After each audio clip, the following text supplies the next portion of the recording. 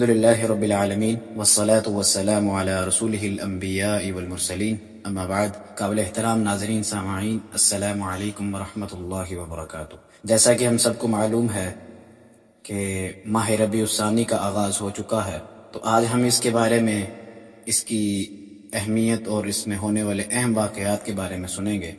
ربیع الثانی جسے ربیع الآخر بھی کہا جاتا ہے، اور یہ ہجری سال کا چوتھا مہینہ ہے.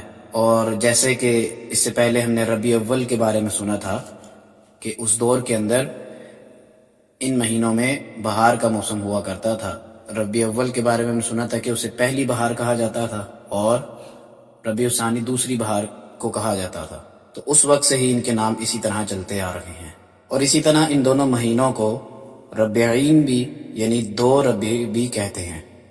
ربیع الثانی میں ہونے والے چند اہم واقعات جن کے بارے میں ہم سب کو جاننا ضروری ہے. رسول اللہ صلی اللہ علیہ وسلم کی مدینہ منورہ آمد کے بعد ربیع الثانی یکم ہجری میں فرض نمازوں میں اضافہ ہوا. اس سے پہلے شب معراج میں مغرب کے علاوہ تمام نمازوں کی 2 رکعت مقرر ہوئی تھی. البتہ مغرب کی شروع سے ہی جب سے نمازیں فرض ہوئیں، مغرب کی 3 رکعات مقرر ہوئی تھیں. اسی طرح اسی سال حضرت عبداللہ بن سلام رضی اللہ عنہ اسلام کی دولت سے مالا مال ہوئے. ان کے ہمراہ ان کے اہل خانہ نے بھی اسلام قبول کیا. اس موقع پر ان کے ہی حق میں 2 آیات مبارکہ نازل ہوئی تھیں. مہاجرین و انصار میں اخوت و بھائی چارہ بھی اسی ماہ میں ہوا.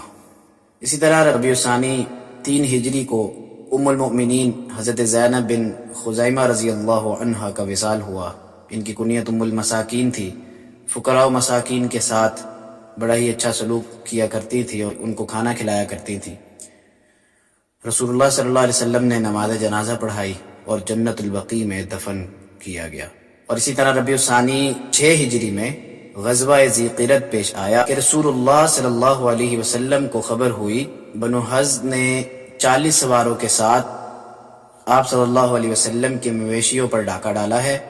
آپ نے ابن ام مکتوم رضی اللہ عنہ کو مدینہ سے جانشین بنایا.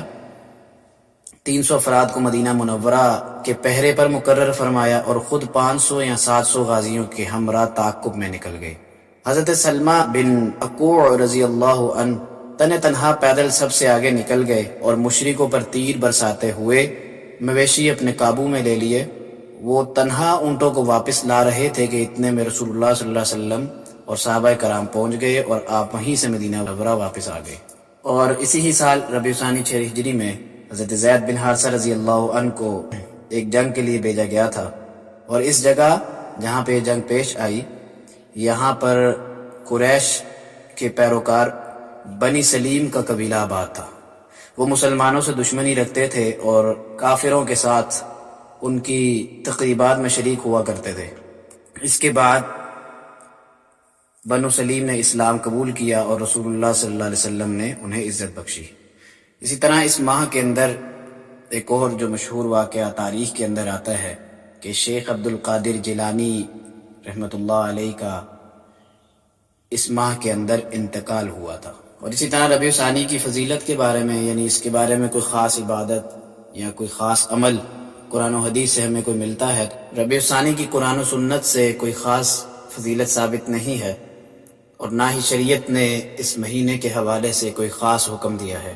تاہم یہ پچھلے مہینوں پر غور کرنے اور آنے والے مہینوں کی عبادت کو بڑھانے کے لیے تیاری کرنے کا ایک اچھا وقت ہے، اور اللہ تعالیٰ سے اپنا تعلق بڑھانے کی بھرپور کوشش کریں.